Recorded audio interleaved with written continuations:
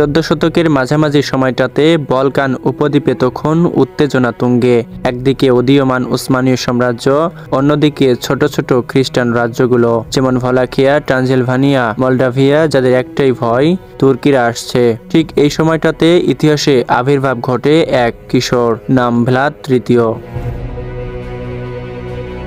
আসসালামু আলাইকুম। অজানাকে জানার পথে এখন থেকে নিয়মিত ডকুমেন্টারিতে আমি আছি আপনাদের সঙ্গে আসিফ জোয়ারদার, উসমানী খিলাফতের পক্ষ থেকে। কে এই তৃতীয় ভ্লাদ? সে কি শুধুই একজন রক্তপিপাসু দানব, নাকি এক কঠোর যোদ্ধা যে নিজের সাম্রাজ্যকে রক্ষা করতে রক্তপিপাসু দানব হয়েছিল? আজকের ভিডিওতে এসবই জানবো। ভ্লাদের পিতা ভ্লাদ দ্বিতীয় ড্রাকুলা ছিলেন ভলাকিয়ার সম্রাট। তুর্কিদের সাথে এক যুদ্ধবিরতির শর্তে তিনি নিজের দুই পুত্র ভ্লাদ ও রাদুকে পাঠান উসমানীয় প্রাসাদে বন্দুক হিসাবে। ভ্লাদ তখন কেবলমাত্র 13 বছরের ছোট্ট ছেলে। তাকে নিয়ে যাওয়া হয় তৎকালীন উসমানীয় সাম্রাজ্যের রাজধানী এদির্নে, যেখানে তখনকার শাহজাদা মেহমেদ ও শিক্ষা নিচ্ছেন। দুজনেই প্রায় সমবয়সী। তারা একই শিক্ষকের কাছে আরবি, তুর্কি, গণিত, যুদ্ধকৌশল, রাজনীতি সবই শিখেছিল একসাথে।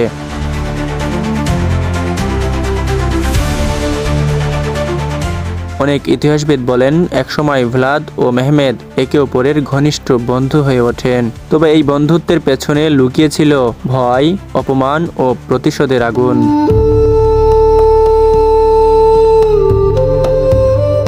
উসমানীয় প্রাসাদে ভ্লাদকে বাহ্যিকভাবে সম্মানিত অতিথি হিসেবে রাখা হলেও তার চোখে পড়ত বন্দিদশার শৃঙ্খল। প্রতিদিনের ধর্মীয় শিক্ষা, কড়াকড়ি শাসন ও শাস্তি তার ভিতরে জন্ম দিচ্ছিল এক ভয়ঙ্কর ঘৃণা।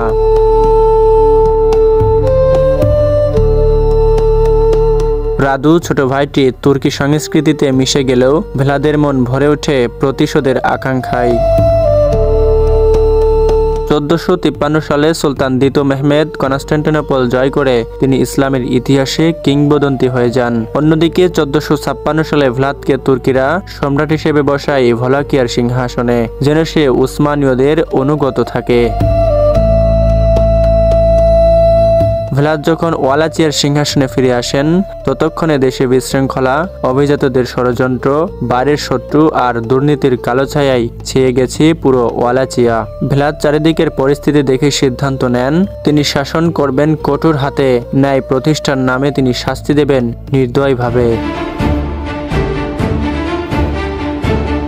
এদিকে ভ্লাদ উসমানীয়দের প্রতি অনুগত দেখালেও ভিতরে ভিতরে সে বিদ্রোহের পরিকল্পনা আঁটতে থাকে। এর কয়েক বছর পর সে হঠাৎ বিদ্রোহ ঘোষণা করে উসমানীয় বার্তাবাহক ও তুর্কি সৈন্যদের বর্ষায় গেঁথে হত্যা করে। আর সেখান থেকেই তার উপাধি হয় দ্য ইম্পেলার, যার অর্থ বর্ষায় গাথা মানুষ খেকো সম্রাট। এদিকে ছোটকালের বন্ধু ও ভাইভোদা ভ্লাদের বিরুদ্ধে ফাতিহ সুলতান মেহমেদ রাগান্বিত হয়ে বিশাল এক সৈন্যবাহিনী পাঠান ওয়ালাচিয়াতে। অবশেষে 1462 সালে মুখোমুখি হয় ভ্লাদ ও উসমানীয় সেনাবাহিনী। ভ্লাদ পরাজিত হলে পালিয়ে হাঙ্গেরিতে আশ্রয় নেন। ভ্লাদ ছিলেন এক যোদ্ধা শাসক যে বারবার উসমানীয় সাম্রাজ্যের বিরুদ্ধে প্রতিরোধ গড়ে তোলে, কিন্তু ক্ষমতা কখনো চিরস্থায়ী নয়। 1476 সালের এক যুদ্ধে ভ্লাদ নিহত হন। তার মাথা উসমানীয় সুলতানের কাছে পাঠানো হয় প্রমাণ হিসাবে, তবে কোথায় তার দেহ দাফন করা হয় তা আজও অজানা রয়ে গেছে। আপনারা যারা আমাদের এই ভিডিওটি ফেসবুক থেকে দেখছেন তারা আমাদের ফেসবুক পেজটি ফলো করুন, আর যারা ইউটিউব থেকে দেখছেন তারা ইউটিউব চ্যানেলটি সাবস্ক্রাইব করুন। তুর্কি সিরিজের সুন্দর ও সাবলীল বাংলা সাবটাইটেল দেখতে জয়েন করুন বাংলা সাবটাইটেলের অন্যতম প্ল্যাটফর্ম উসমানী খিলাফতের টেলিগ্রাম চ্যানেল।